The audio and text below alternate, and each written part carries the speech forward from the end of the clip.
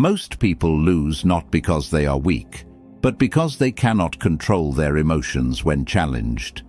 Think about the last time you watched someone who was completely right lose an argument. They had the facts, they had the logic, but the moment the pressure hit, they cracked. Their voice went up, their hands started moving too fast, and just like that, nobody believed them anymore.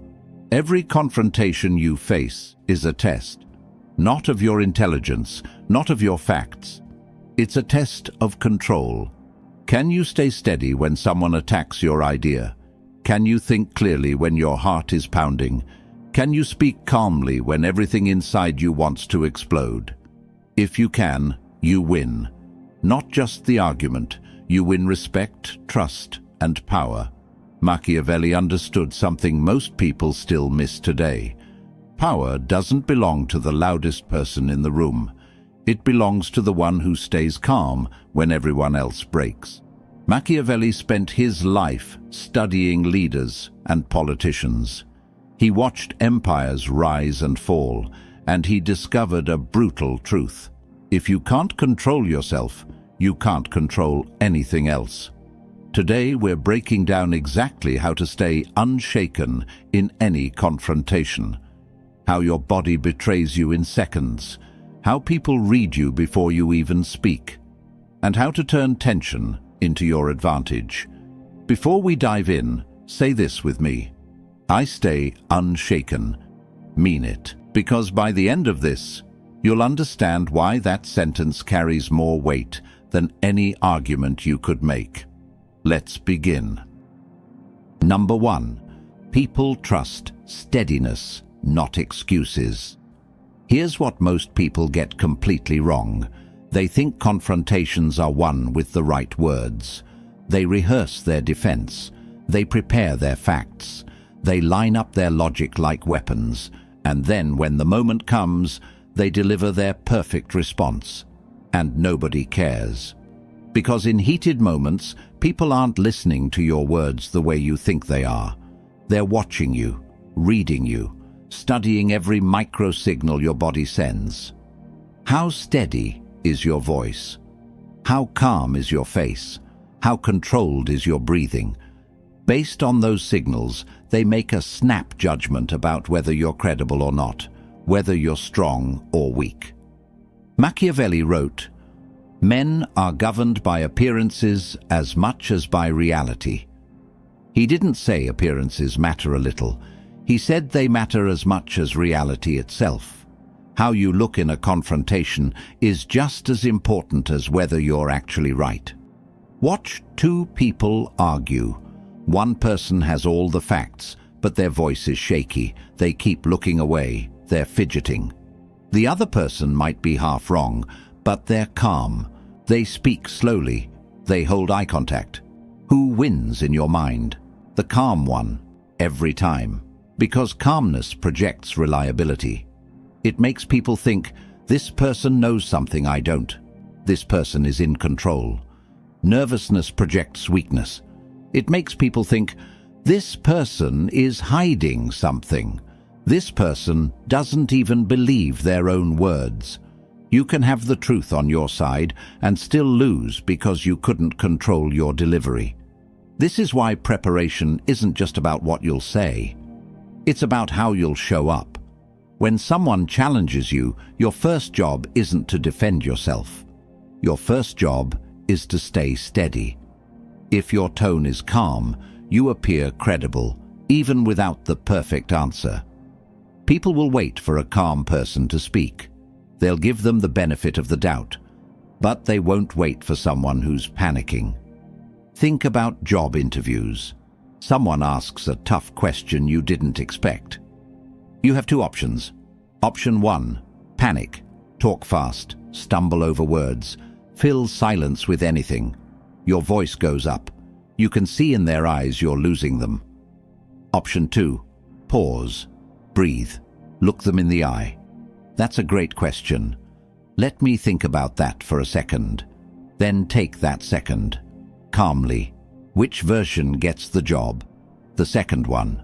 Not because the answer was better, because the presence was stronger. This applies everywhere. Arguments with your partner, conversations with your boss, public criticism, family drama. Your words matter less than your presence. Your logic matters less than your composure. Stay steady, and people will trust you even when they disagree. Stay steady, and you control the room even without all the answers. Steadiness is trust. Nervousness is doubt. Number 2, steady body, steady mind. Let's get specific, because saying stay calm is easy. Actually doing it when your heart is racing is different. In a confrontation, people scan your body, and your body tells the truth, even when your mouth lies. You can say, "I'm fine." But if your hands shake and your eyes dart around, nobody believes you. Your body is a billboard advertising your internal state. Most people can read it in 3 seconds. Shaking hands mean nervousness. Restless eyes mean insecurity. A rushed voice means panic. Crossed arms mean defensiveness. Every movement, every posture shift, every tone change, people pick it up and use it to decide if they should respect you or dismiss you. Machiavelli said, "Men judge more by the eye than by the hand." What they see in your composure matters more than what you argue with words. To stay unshaken, control your body first, because your mind follows your body, not the other way around. Most people think backwards. They think calming their mind will calm their body. But when you're in a confrontation, your nervous system is already activated. Trying to calm your mind with thoughts alone is like stopping a freight train by thinking about it. Control your body. Your brain takes cues from your body. If your body is calm, your brain thinks, maybe this isn't so dangerous. Your mind follows. 3 things you can control right now. First, your breathing. When stressed, your breathing speeds up and gets shallow. You breathe from your chest. This signals your brain, danger, survival mode. Your prefrontal cortex, the part that handles logic and reasoning, goes offline. Your amygdala, the part that handles fear, takes over. That's why people say stupid things in arguments. Your scared brain is driving, not your smart brain. So when you feel heat rising, slow your breathing. In through your nose, out through your mouth. Breathe from your belly, not your chest. Do this a few times. Your heart rate drops. Your brain gets the message, we're okay. Now you can think clearly. Second, your posture. Stand or sit like you're in control. Not arrogant, just solid. Standing, plant your feet shoulder-width apart. Don't shift weight back and forth. Just stand firm. Sitting, sit up straight. Don't slouch. Keep shoulders relaxed, but not slumped. Keep your hands visible and still.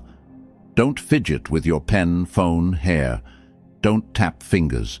Don't cross and uncross your arms. Every unnecessary movement broadcasts nervousness. Keep your hands still, on the table, on your lap, at your sides. Calm and controlled. This makes you look steady to everyone watching, and it makes you feel steady. Your brain sees your body acting calm and starts to believe it. Third, your voice. When nervous or angry, your voice speeds up, gets higher, gets louder or quieter in weird ways.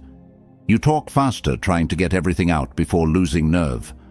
The moment your voice changes like that, people stop trusting you. So slow it down. Speak at 70% of your normal speed. Lower your pitch slightly. Keep volume steady. If you need to pause, pause. Don't fill silences with or nervous laughter. Just pause.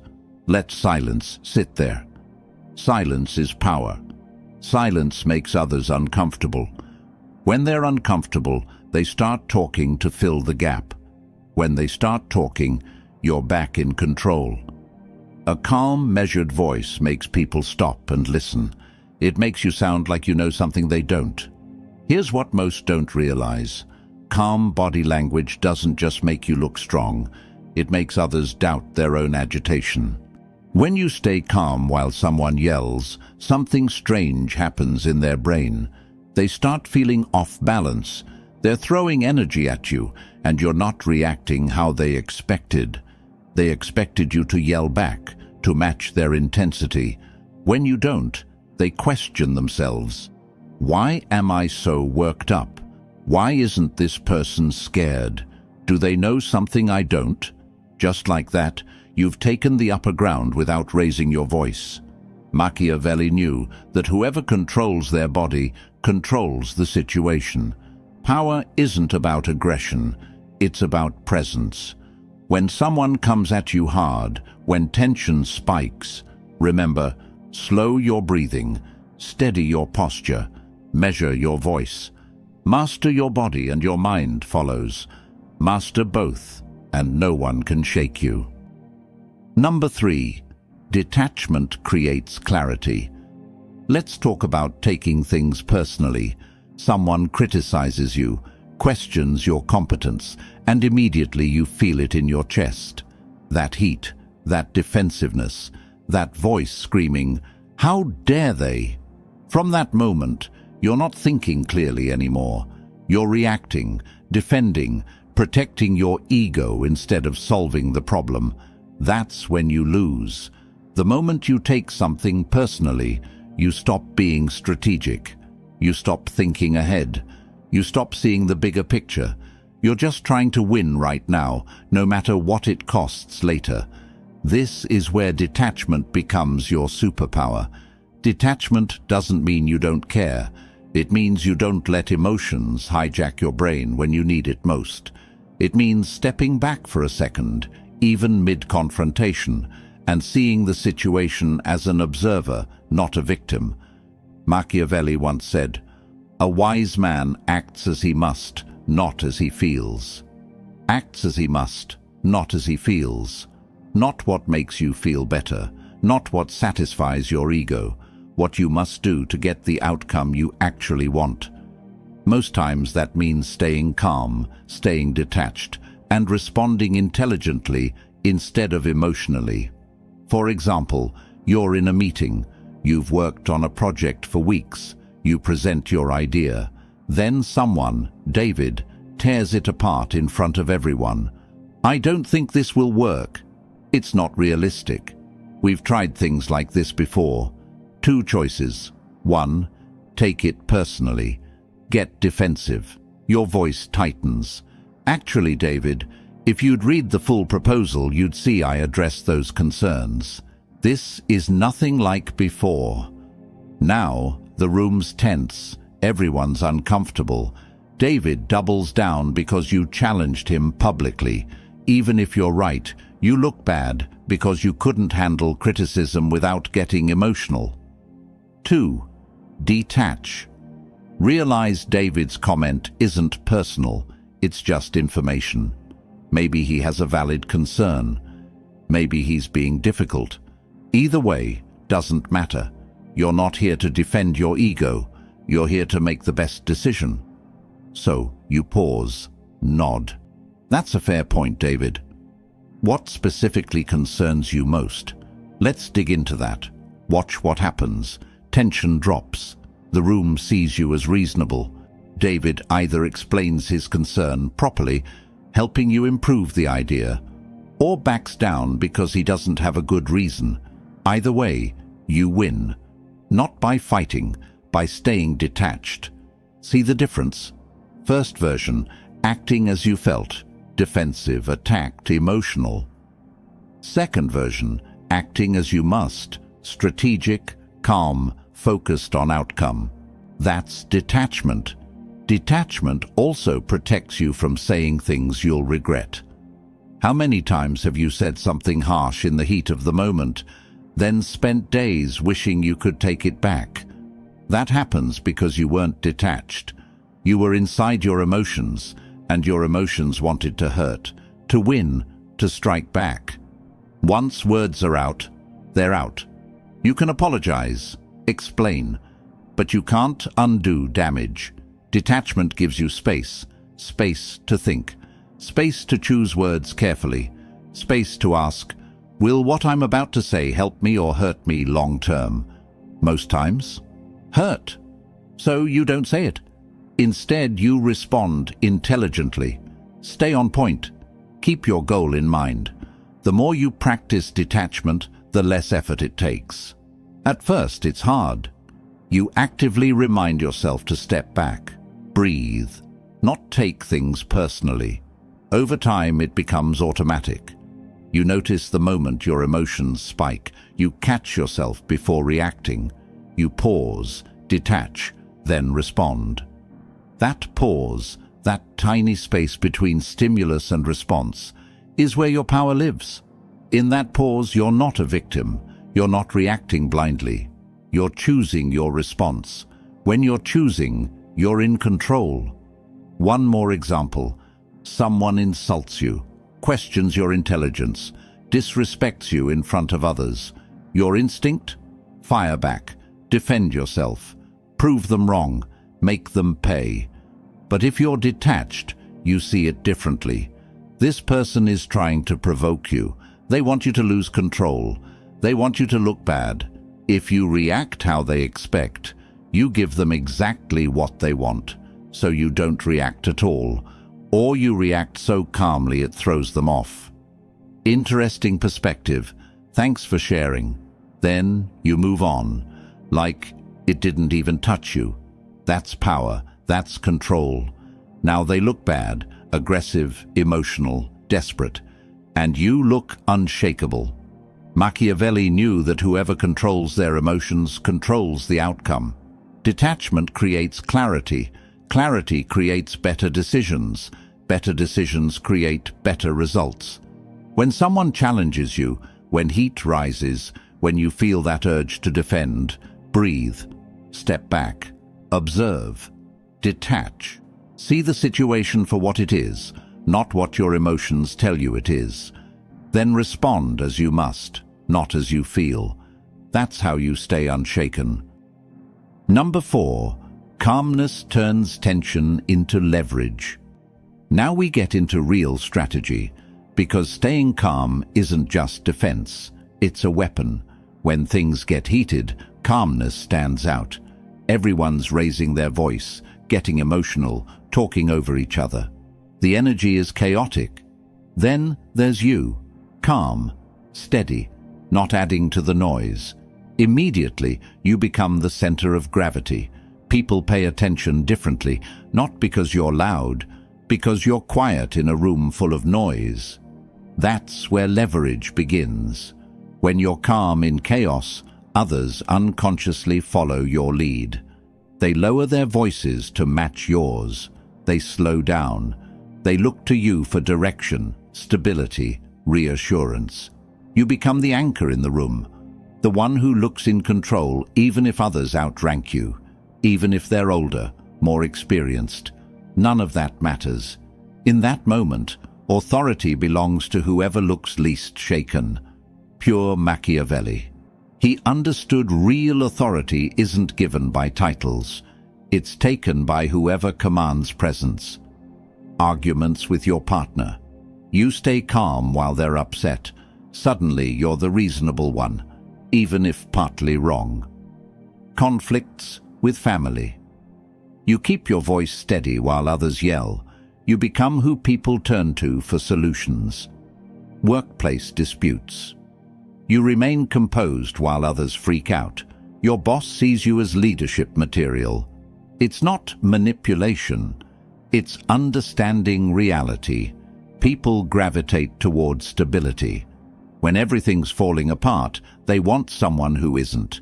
Someone who looks like they know what to do next. If you're that person, you gain influence you didn't have before. You don't need all the answers.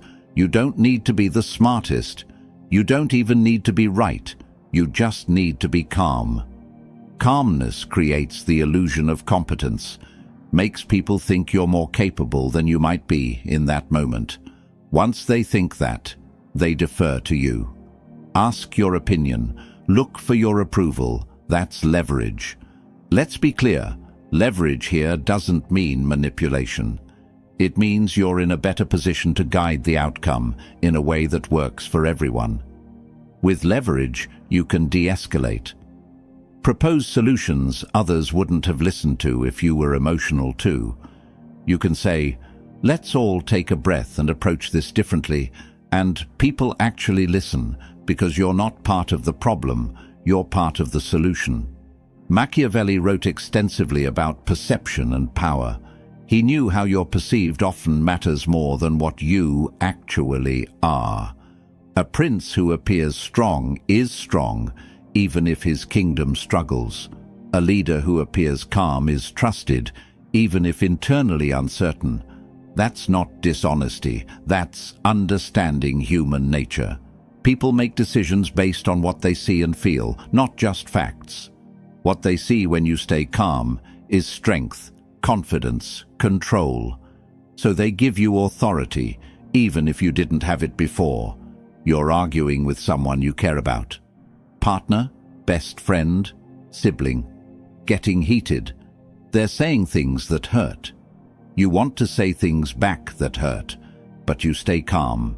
Listen. Don't interrupt. Don't raise your voice. What happens? At first, they might keep going, keep pushing, but after a while, your calmness works on them. They start feeling uncomfortable being the only emotional one. They start calming down too. When they calm down, the real conversation can finally happen, where you actually solve the problem instead of just hurting each other. That's leverage, not over them, with them. Calmness doesn't just protect you, it changes the entire dynamic. It turns tension into opportunity, to lead, to guide, to create a better outcome. When the room is hot, when emotions are running high, when things feel out of control, don't add to the fire. Be the calm in the storm. Watch how quickly you become the person everyone's looking to. Number 5. Consistency builds an untouchable reputation. Here's where everything comes together. Staying calm once, in one meeting, one argument, one confrontation. That's good. It helps in that moment. People notice. You handle it well. You move on. But staying calm consistently, over time, in every situation, that's when you become untouchable. If you're calm once, people dismiss it as luck. They just happened to be in a good mood, or they weren't really invested. They don't give you credit. They don't change how they see you. But if you remain calm consistently, every time something goes wrong, every challenge, every pressure moment, people start labeling you. The label, unshakable. Once that label sticks, it becomes your reputation. Your reputation protects you in ways you can't imagine. When you have a reputation for staying calm under pressure, people stop trying to pressure you. They know it won't work. Raising their voice won't rattle you. Aggressive tactics, threats, emotional manipulation, none of it will move you. So they stop wasting energy. They approach you differently, with respect, professionalism, their best behavior, because they know that's the only way to get through to you. Your calmness becomes a shield. It filters out nonsense before it even reaches you. Think about someone you know who never loses their cool. Really, never. No matter what. How do people treat that person? Carefully. With respect. Because everyone knows that person won't react like most people do. Now think about someone always blowing up, always emotional, always losing control. How do people treat them? With caution, sure, but not respect. They see them as unpredictable, unreliable, someone to avoid. That's the difference reputation makes. Machiavelli understood this. He knew consistency separates respected leaders from forgotten ones. A prince who is sometimes cruel, sometimes merciful, confuses people. They don't know what to expect. When people don't know what to expect, they don't trust you. But a prince who is consistently measured, consistently firm, consistently calm. People know exactly what they're getting. That predictability builds trust. Even if they don't always like your decisions, they respect your consistency. Same applies to you. When you're consistently calm, people learn that's who you are. Not a mood, not a one-time thing. Your character. Once it's your character, it becomes your identity. People introduce you that way. You need to meet Alex. Nothing rattles them. Or at work, if there's a crisis, get Jordan in the room. They never panic. That reputation opens doors, creates opportunities, makes people want you on their team, in their corner, leading their projects.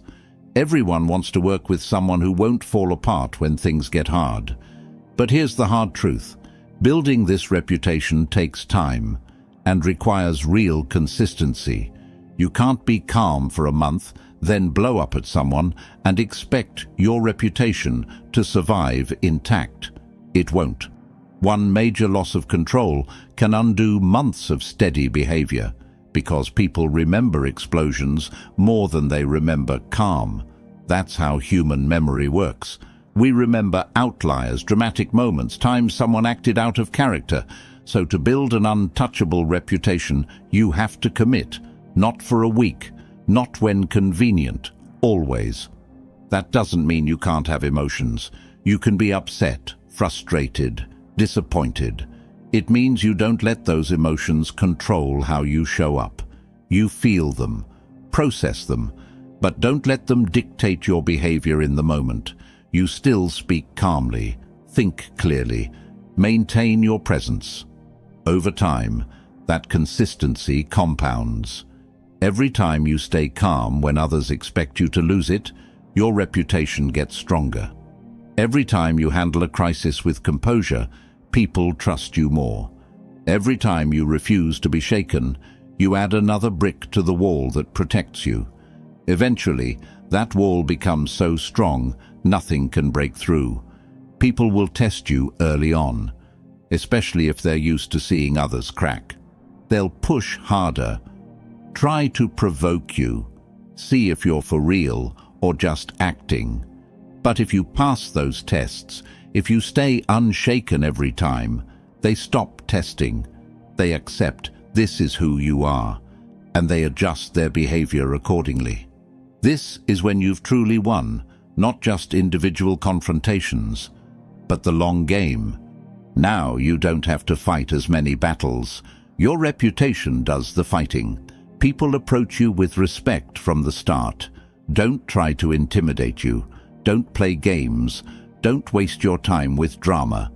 And on the rare occasion someone does challenge you, everyone else in the room is already on your side, because they know you're not the problem. Machiavelli said, "It is better to be feared than loved if you cannot be both."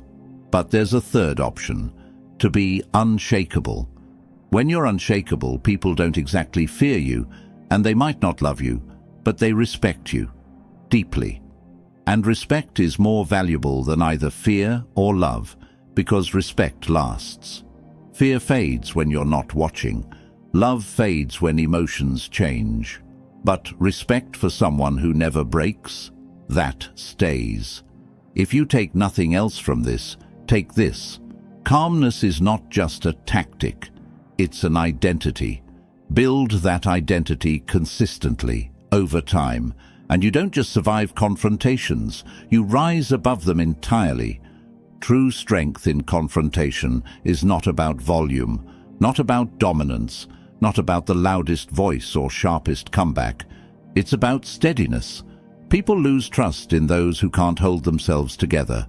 They see someone shaking, voice cracking, emotions spilling, and think, this person can't be trusted with anything important.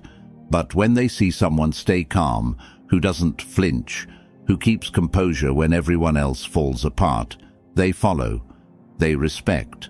Sometimes they even fear. Not because you're aggressive, because you're untouchable. Machiavelli's lesson is simple. Control yourself first, and you control the situation. When you master your breathing, your posture, your voice, you master the room. When you detach from emotion and act strategically, you win the long game. When you stay calm consistently, you build a reputation that protects you forever. This isn't theory. This is how power actually works.